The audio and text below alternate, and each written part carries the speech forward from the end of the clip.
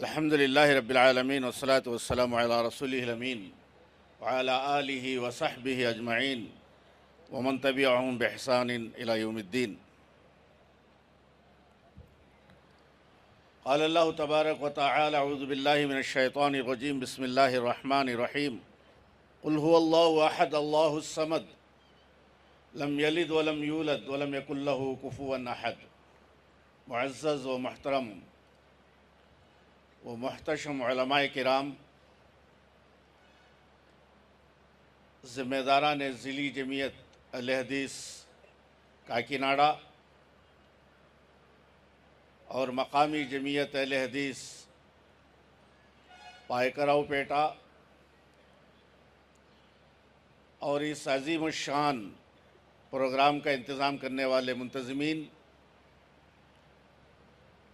اور اس پروگرام کے اندر حاضر ہوئے شرکائے کرام، مرد و خواتین، آج ہمارے لیے یہ گھڑی صبح سے لے کے ابھی تک اور اس کے بعد تھوڑی دیر اور دین کی باتیں جو سنا رہے ہیں اور ہم سن رہے ہیں، یہ بہت سعادت مندی اور خوش نصیبی کا موقع ہے، کیونکہ ایسے مواقع اور ایسے پروگرام و جلسے ہمیشہ ہمیں نہیں ملا کرتے کہ جو ایک ہی محفل کے اندر اور ایک ہی جگہ کے اندر کئی موضوعات کے ذریعے سے دین علم آپ کو جو دیا جاتا ہے. الحمدللہ اصلاح معاشرہ اس عنوان پر صبح سے کئی مختلف قسم کے عناوین اور موضوعات اور بیانات آپ لوگوں کے سامنے جو پیش کیے گئے، کتنا علم اللہ تعالیٰ نے آپ کو دینے کا جو ان مشائخ اور علماء کرام جو دور دراز سے آئے ہوئے ہیں، جو ایک موضوع جلسے سے کئی دن پہلے ان کو جب دیا جاتا ہے تو رات دن ایک کر کے اس کی تیاری کر کے آپ کو علم دینے کے لیے اور آپ کو علم سے استفادہ کرنے کے لیے جو آپ لوگوں کے سامنے آ کر پیش کرتے ہیں، یہ ایک غنیمت ہے آپ لوگوں کے لیے کہ ایک ہی جگہ پر ایک ہی وقت میں کئی علماء کرام سے آپ کو جو علم دیا جاتا ہے. آپ خوش نصیب ہیں آپ، اور آپ ہمیشہ اللہ سے یہ دعا کریں کہ اللہ تعالیٰ ان علماء کرام کی عمر میں خیر و برکت عطا فرمائے اور ان کے علم کے اندر اللہ تعالیٰ اور ترقی اور ان کی دینی خدمات کو اللہ تبارک و تعالیٰ شرف قبولیت عطا فرمائے. اور ویسے بھی آپ لوگ جو یہاں بیٹھے ہیں، یہ آپ کا آنا اور آپ کا بیٹھنا، یہ آپ کی محنت جو بیٹھے ہیں صبح سے لے کے شام تک، کوئی رائگاں نہیں جائے گا، بیکار نہیں جائے گا. اس حدیث کے مصداق ہیں آپ کہ جس کے تعلق سے پیارے نبی صلی اللہ علیہ وسلم فرماتے ہیں کہ جہاں دینی درس ہوتا ہے، جہاں قرآن و حدیث کی باتیں ہوتی ہیں، درس قرآن دیا جاتا ہے، درس حدیث دی جاتی ہے، کہ جس جلسہ کے اندر اللہ اور اس کے رسول صلی اللہ علیہ وسلم کی باتیں بتائی جاتی ہیں تو وہاں اللہ کی رحمت چھا جاتی ہے. رحمت کے فرشتے وہاں، رحمت کے فرشتوں کا نزول ہوتا ہے، رحمت کے فرشتے اترتے ہیں، اور آپ جو یہاں بیٹھ کر جو سنتے ہیں، آپ کے حق میں یہ رحمت کے فرشتے اللہ سے دعائیں کرتے ہیں کہ اللہ جتنے لوگ یہاں بیٹھے ہوئے ہیں آپ ان کے گناہوں کو معاف کر دے، ان کی غلطیوں کو درگزر کر دے، ان کو تو بخش دے. یعنی کہ آپ کے حق میں اللہ کے رحمت کے فرشتے دعائیں کرتے ہیں. کتنی بڑی بات ہے یہ. اور اس سے بڑھ کر بات یہ ہے اس کے اندر کہ اگر کوئی وہ آدمی جو شروع سے اس جلسہ گاہ میں نہیں تھا، راستے میں جاتے ہوئے سے پتہ چلا کہ یہاں دین کی باتیں ہو رہی ہیں، جلسے کے اختتام پر ختم ہونے کے قریب آ کے بیٹھا، جلسہ ختم ہو گیا. اب اس کے تعلق سے پوچھا گیا کہ اللہ کے نبی، بندہ شروع سے تو نہیں تھا لیکن آخر میں آیا اس نیت سے کہ ہاں یہاں اللہ اور اس کے رسول کی باتیں چل رہی ہیں، آ کے بیٹھتے ہی جلسہ ختم ہو گیا. تو پیارے نبی صلی اللہ علیہ وسلم نے کہا کہ اللہ تعالیٰ اس بندے کے گناہوں کو بھی اللہ معاف کر دے گا. تو آپ اس سے اندازہ لگائیے کہ وہ بندہ جو شروع سے نہیں تھا، جب اس کے گناہیں معاف ہونے کی اللہ کے نبی صلی اللہ علیہ وسلم جب ضمانت دیتے ہیں، الحمدللہ صبح سے لے کے شام تک آپ بیٹھے ہوئے ہیں، تو بدرجہ اولا آپ لوگوں کے ہمارے گناہوں کو اللہ تبارک و تعالیٰ درگزر کرے گا، اللہ تعالیٰ معاف کرے گا۔ اور دوسری بات یہاں یہ بتانا ہے کہ کمال اس بات کا نہیں ہے کہ ہم صبح سے شام تک بیٹھے ہوئے ہیں، کمال یہ نہیں ہے، کمال اس میں ہے کہ ہم نے کیا سیکھا، یہاں بیٹھ کر ہم نے کیا علم سیکھا ہے، کیا علم ہم نے لیا ہے، اور اس علم کو ہم ہمارے گاؤں، ہماری بستی، ہمارے محلہ، ہمارے گھر اور ہمارے رشتہ دار، ہمارے خاندان کے اندر یہ علم کو جا کر بتائیں۔ کمال یہ ہے، کمال یہ نہیں کہ میں یہاں بیٹھوں اور صبح سے لے کر شام تک باہر جا کر میرے دماغ سے وہ ساری باتیں نکل جائے، کہا کہ نہیں میں جلسے میں جا کر آ گیا، نہیں، کمال اس بات کا نہیں ہے، کمال اس بات کا ہے کہ آپ اس علم کو حاصل کیے اور وہ جا کر لوگوں کو بتائیں، اور اپنے گھر والوں کو بتائیں، اپنے خاندان اور اپنے رشتہ دار، اپنے دوست احباب کو اس چیز کے بارے میں توجہ دلائیں۔ تو یہ ایک کے ذریعے سے دوسرا، دوسرے سے تیسرا، یہ علم جو جاتا ہے، جو پھیلتا ہے، اسی کو کہتے ہیں کہ تبلیغ، جو اللہ تعالیٰ بلغ عنی ولو آیہ، پیارے نبی صلی اللہ علیہ وسلم نے جو بات بتائی تھی۔ حاضرین کرام، گناہوں کے اثرات کے تعلق سے مجھے کچھ باتیں بتانے کے لیے کہا گیا۔ حقیقتاً معاشرے کے اصلاح کے اندر، معاشرے کے بگاڑ کے اندر، معاشرہ جب بگڑتا ہے تو اس کے اندر گناہوں کا بھی بہت بڑا دخل ہوتا ہے۔ معاشرہ جب بگڑتا ہے تو ان گناہوں کی وجہ سے، اب گناہ اور غلطی اور پاپ کی وجہ سے معاشرہ بگڑتا ہے۔ اب یہ انسان جو گناہ کرتا ہے، اس کے اثرات انسانی زندگی پر، معاشرے پر، گھر پر اور خاندان پر کیسے اثرات ہوتے ہیں اس کے؟ کیونکہ گناہ ایک ایسی چیز ہے کہ جس سے انسان کا ایمان کمزور ہو جاتا ہے۔ گناہ ایک ایسی چیز ہے جس سے انسان کا ایمان کمزور ہو جاتا ہے اور ایمان ختم ہو جاتا ہے اس کے گناہوں کی وجہ سے۔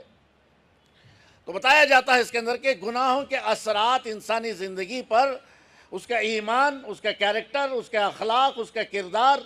اور اس کا علم اور اس کا رزق اور اس کی زندگی، اس کا عمر، اس کا وقت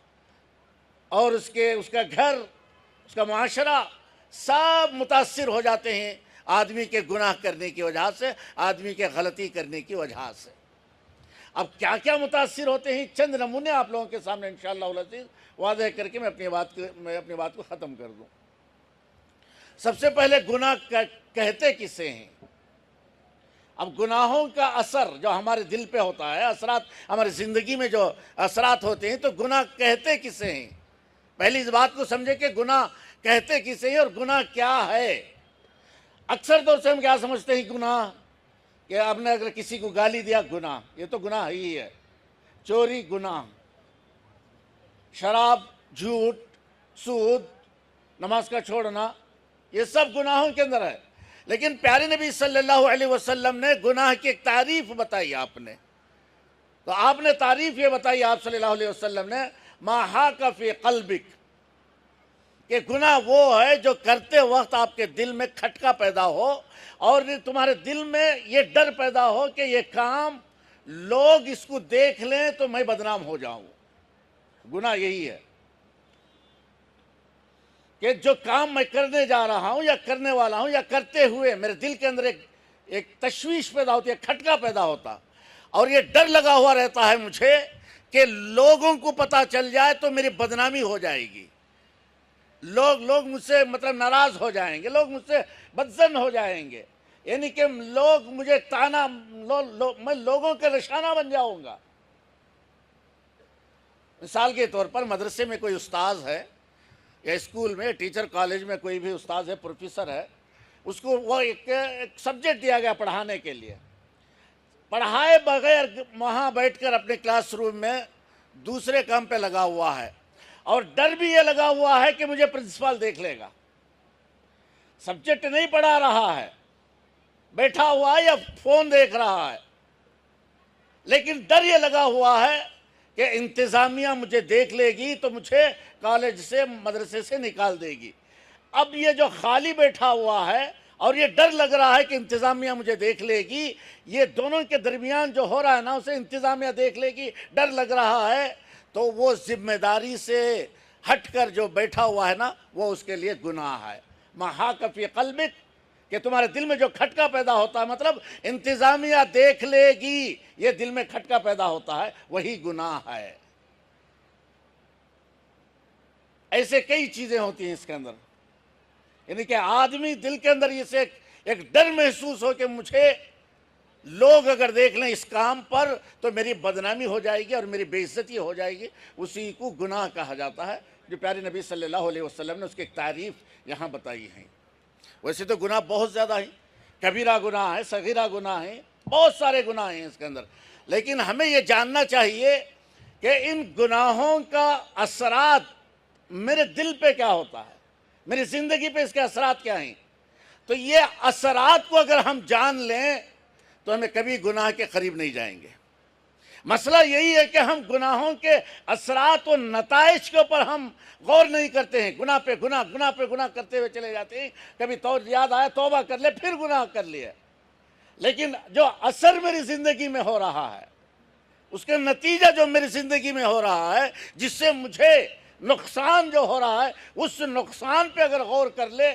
تو کوئی آدمی گناہ کی طرف قریب نہیں جائے گا۔ تو سب سے پہلا نقصان کیا ہے؟ آدمی جو گناہ کرتا ہے، جو اس کی زندگی میں یا اس کے حیات میں اس کے دل پہ جو نقصان ہوتا ہے، سب سے پہلا نقصان آدمی علم سے محرومی، دین علم جو ہوتا ہے نا، دین علم، وہ دین علم سے محروم ہو جائے گا، اور اگر اس کے پاس دین علم ہے تو گناہ پر گناہ، گناہ پر گناہ کرنے کی وجہ سے وہ علم اس سے دور ہو جائے گا، جو علم وہ سیکھ کے رکھا ہے یا سیکھنا چاہتا ہے، لیکن گناہوں پہ گناہ، گناہوں پہ گناہ کرتے جا رہا ہے، وہ علم اسے حاصل نہیں ہوگا، جسے حرمان العلم کہا جاتا ہے، کہ علم کی محرومی گناہ کرنے کی وجہ سے۔ امام شافعی رحمۃ اللہ علیہ اپنے استاذ وکیع بن جراح کے پاس آتے ہیں، آ کر انہوں نے اپنی شکایت، یعنی کہ ان کی ایک شکایت اپنے استاذ کے پاس رکھ رہے ہیں کہ میرے اندر یہ کمی ہے۔ وہ عربی اشعار کے انداز میں کہتے ہیں امام شافعی رحمۃ اللہ علیہ اپنی شکایت اپنے استاذ کے پاس، کیا کہا انہوں نے؟ امام شافعی رحمۃ اللہ علیہ کہتے ہیں کہ شکوت الی وکیع سوء حفظی، میں نے جو شکایت کی میرے استاذ کے پاس کہ میرا حافظہ کمزور ہو رہا ہے، میرا حافظہ کمزور ہے۔ کون کہہ رہی ہے؟ امام شافعی رحمۃ اللہ علیہ۔ اچھا، امام شافعی رحمۃ اللہ علیہ کے تعلق سے ان کے استاذ، یعنی شافعی کے استاذ امام دار الہجرہ امام مالک رحمۃ اللہ علیہ نے ان کی تعریف کی، کن کی؟ امام شافعی کی تعریف کی۔ امام شافعی کی تعریف امام مالک بن انس رحمۃ اللہ علیہ نے کیا کیا؟ انہوں نے کیا کہا؟ کہا کہ اللہ تبارک و تعالیٰ نے، اللہ نے تمہیں ایک ذہانت، مطلب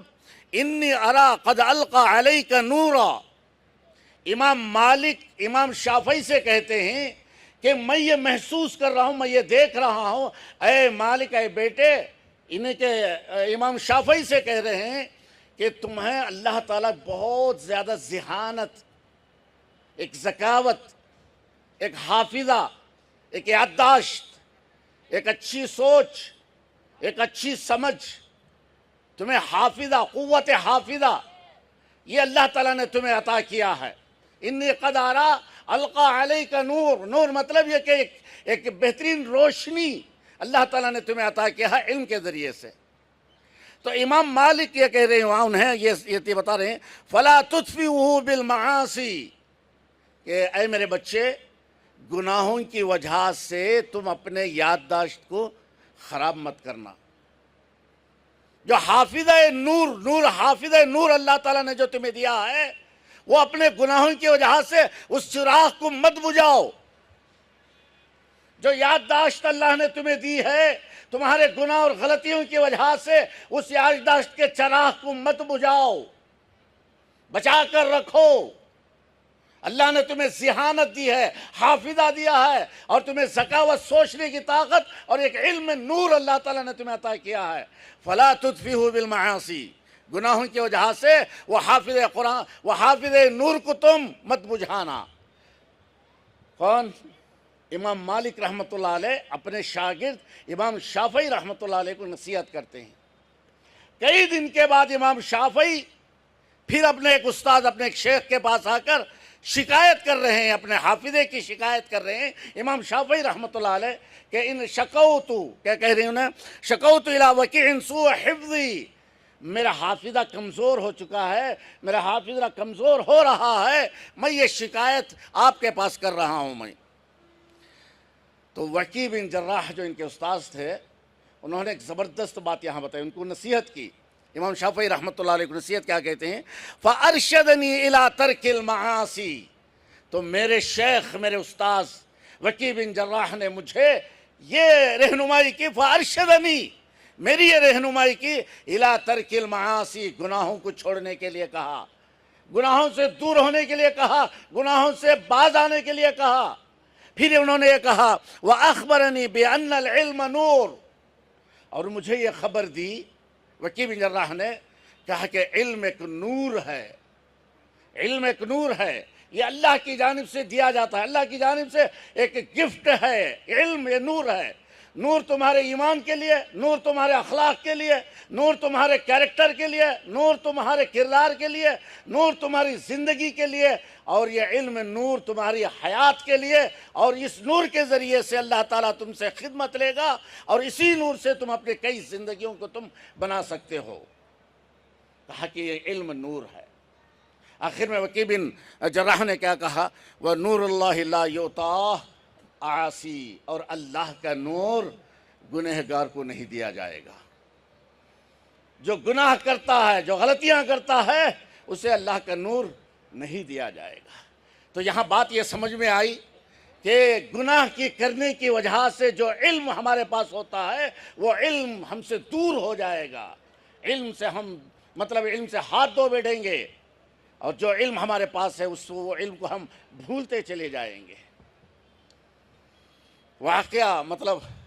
واقعتاً ہم نے کئی نوجوانوں کو دیکھا کہ جو ہمارے پاس یا کسی اور کے پاس جا کر حدیث کا علم، قرآن کا علم سیکھتے سیکھتے کچھ لوگ دور ہو گئے، سیکھنے کے لیے نہیں آئے۔ دریافت کیا گیا، پوچھا گیا، کہا کہ یہ لوگ دوسرے راہ پر چلے گئے ہیں، موبائل کے ذریعے سے علم حاصل کرنا شروع کر دیے، اور ایسے ایسے راہوں پر چلے گئے جو غلط اور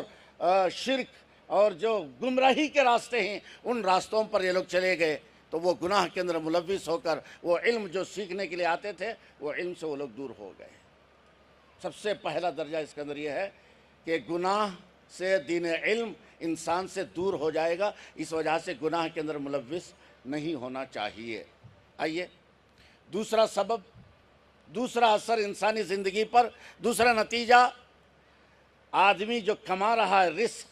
اس کے آدمی کے گناہ کی وجہ سے اس کے رزق کے اندر برکت ختم ہو جائے گی۔ پیارے نبی صلی اللہ علیہ وسلم فرماتے ہیں کہ بندہ اپنے رزق کے اندر برکت سے محروم ہو جائے گا، ما یصیب بذنبہ، اپنے گناہوں کے کرنے کی وجہ سے۔ آپ لوگ سنتے ہوں گے لوگوں سے، بہت صبح سے لے کے شام تک میں نے محنت کیا لیکن مجھے کوئی حاصل نہیں ہوا، دن بھر محنت تجارت کرتا ہوں لیکن کوئی چیز بچتی نہیں ہے، صبح سے لے کے شام تک میں نے محنت کیا، کوئی حاصل نہیں ہے، کوئی فائدہ نہیں ہے۔ اگر ایسی چیز ہمارے سامنے آ رہی ہے تو اسے چاہیے کہ اپنے روزمرہ کی زندگی پہ غور کرے کہ گناہ کہاں ہو رہا ہے، غلطی کہاں ہو رہی ہے، مجھ سے کون سا ایسا گناہ سرزد ہو رہا ہے جس کی وجہ سے میری کمائی کے اندر برکت نہیں ہو رہی ہے۔ کہیں میں تجارت کے اندر جھوٹ تو نہیں کہہ رہا ہوں، کہیں میں تجارت کے اندر کسی کو دھوکہ تو نہیں دے رہا ہوں، کہیں میں اپنی تجارت کے اندر کسی کا نقصان تو نہیں کر رہا ہوں، کہیں میں تجارت کے اندر سود لے کر بیپار تو نہیں کر رہا ہوں، اور میں اپنی تجارت جھوٹ بول کے بیچ تو نہیں رہا ہوں۔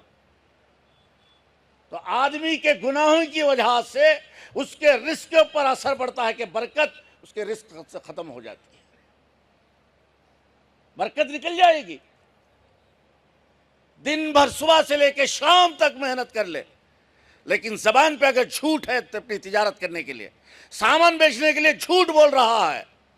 سامان بیچنے کے لیے جھوٹی تعریف کر رہا ہے، سامان بیچنے کے لیے سامنے والے کے آنکھوں میں دھوکہ اور دھول جھونک کر اپنے بیپار اور تجارت اگر کر رہا ہے، اس بیپار اور تجارت کے اندر کبھی خیر و برکت نہیں رہے گی، اس کے گناہوں کی وجہ سے، اس کی غلطی کی وجہ سے۔ ہاں، بیپار اچھے طریقے سے کر رہا ہے،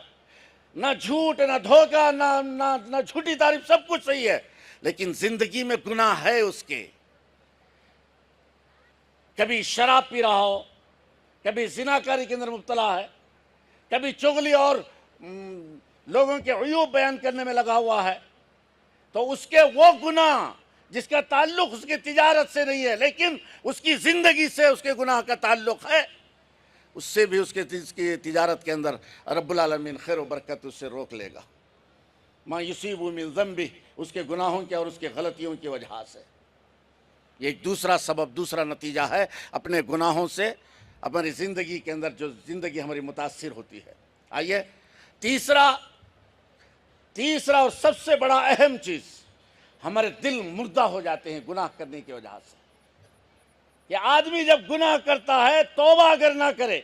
اللہ تبارک و تعالیٰ چند گھڑی تک انتظار میں رہتا ہے کہ میرا بندہ اب اس گناہ کے بعد اگر توبہ کر لے، اس کے گناہوں کو اللہ تعالیٰ معاف کر دے گا۔ کرامن کاتبین کو رب العالمین چند گھڑی کے لیے روک کر رکھتا ہے کہ ابھی اس کا گناہ مت لکھنا۔ اب اس گھڑی کے اندر اگر توبہ کر لے، اس کے گناہوں کو اللہ معاف کر دے گا، اور اگر توبہ نہ کرے، اللہ تعالیٰ اس کے دل پر سیاہ نقطہ، کلا بل رانا علی قلوبہم ما کانوا یکسبون، کہ آدمی کے دل پر سیاہ نقطہ لگا دیا جاتا ہے، ایک ایک گناہ پر سیاہ نقطہ اس کے دل پر لگتے جاتا ہے، سیاہ نقطہ اس کے دل پر لگا دیا جاتا ہے۔ آدمی اگر احساس کر لے کہ میں نے گناہ کی ہے، توبہ کر لے تو اللہ تعالیٰ اس کے توبہ کو قبول کرے گا۔ لیکن بندہ اگر توبہ نہ کرے، گناہ پہ گناہ، گناہ پہ گناہ، گناہ پہ گناہ، غلطی پہ غلطی، غلطی پہ غلطی کرتا گیا، اس کے دل پر نقاط لگتے گئے، یہاں تک کہ اس کا دل سیاہ ہو جائے گا۔ اور میرے بھائیوں اور میرے دوستوں، اور جس کا دل سیاہ ہو جائے، سامنے ہدایت کی بات سمجھ میں آئے گی، ہدایت کی بات سنے گا، کان میں ہدایت کی بات داخل ہوگی، لیکن دل اس کا ہدایت کی بات قبول نہیں کرے گا۔ کان تک تو اچھی بات آ جائے گی، قرآن و حدیث کی بات، لیکن دل کے اندر وہ ہدایت کی بات نہیں اترے گی۔ کیوں؟ اس کے گناہ اور اس کی غلطیوں کی وجہ سے اس کا دل سیاہ ہو چکا ہے۔ بہت برے نتائج ہیں، بہت برے اثرات ہیں گناہوں کی وجہ سے، جو انسانی زندگی پر پڑھ کر انسان کی زندگی جو تباہ وہ برباد ہو جاتی ہے۔ ٹھیک ہے، آئیے آخری بات اس کے اندر بات کر کے میں اپنی بات ختم کر دوں۔ عبداللہ ابن عباس رضی اللہ تعالیٰ عنہ کے کچھ قول امام ابن القیم الجوزی رحمۃ اللہ علیہ اپنی کتاب کے اندر لکھے ہیں کہ آدمی اگر نیکی کر لے تو فائدہ کیا ہے، گناہ کرے تو نقصان کیا ہے۔ کیا ہیں وہ؟ اس کے اندر کیا بتایا گیا کہ آدمی اگر نیکی کر رہا ہے، فائدہ یہ ہے اس کے اندر کہ ان للحسنۃ ضیاء فی الوجہ، آدمی اگر نیکی کر رہا ہے تو نیکی کی برکت کی وجہ سے اللہ تعالیٰ اس کے چہرے کو تر و تازہ رکھے گا، چہرہ اس کا چمکتا رہے گا، روشن رہے گا، اس کا دل صاف و شفاف رہے گا نیکی کرنے کی وجہ سے۔ ایک فائدہ یہ، وَنُورٌ فِي الْقَلْبِ، اس کا دل روشن رہے گا، دل مطمئن رہے گا، اطمینان رہے گا، دل کے اندر روشنی رہے گی، دل اس کا پرسکون، پر اطمینان کے ساتھ اس کا دل رہے گا۔ پھر اس کے بعد وَسِعَةً فِي الرِّزْقِ، اس کے رزق کے اندر اللہ تعالیٰ برکت اور کشادگی عطا کرے گا۔ وہ محبتاً فی قلوب الناس، اور اس بندے کے تعلق سے لوگوں کے دلوں میں محبت پیدا کر دے گا۔ کب؟ جب بندہ نیکی کر رہا ہو۔ ٹھیک ہے، اب جب بندہ برائی کر رہا ہے، غلطی کر رہا ہے، اس کے تعلق سے کیا بتایا گیا؟ وَأَنَّ لِلسَّيِّئَةِ سَوَادًا فِي الْوَجْهِ، چہرے پر اداسی، چہرے پر اس کا سیاہپن، چہرہ اس کا مرجھایا ہوا رہے گا، چہرہ تر و تازہ نہیں رہے گا، چہرے کے اندر مایوسی، چہرے کے اندر ذلت و رسوائی، چہرہ پورا مطلب مرجھایا ہوا چہرہ رہے گا گناہ کی وجہ سے۔ وَظُلْمَةً فِي الْقَلْبِ، اور اس کا دل مطمئن نہیں رہے گا، پریشان رہے گا، آدمی بحرانی کے حالت میں رہے گا، پریشانی کے حالت میں رہے گا، دل کے اندر اطمینان و سکون ختم ہو جائے گا۔ اور تیسری چیز وَضِيقًا فِي الرِّزْقِ، اس کے رزق کے اندر تنگی رہے گی، مشبوع اس کے اندر نقصان رہے گا، تجارت نقصان، رزق کے اندر تنگی آ جائے گی اس کی۔ اور آخری چیز وہ بغضاً فی قلوب الناس، اس بندے کے تعلق سے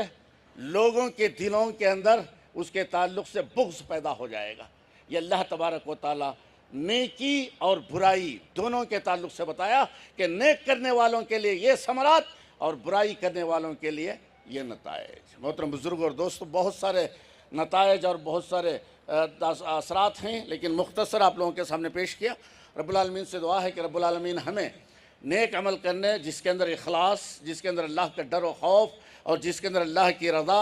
ایسا عمل کرنے کے اللہ ہمیں توفیق عطا فرمائے، ایمان کے اندر تقویت عطا فرمائے، ایمان کے اندر استحکام عطا فرمائے، اور جب تک زندہ رکھے کلمہ لا الہ الا اللہ محمد الرسول اللہ پر زندہ قائم و دائم رکھے، اور اسی پر ہمارا خاتمہ ہو۔ آمین وآخر دعوانا الحمدللہ رب العالمین۔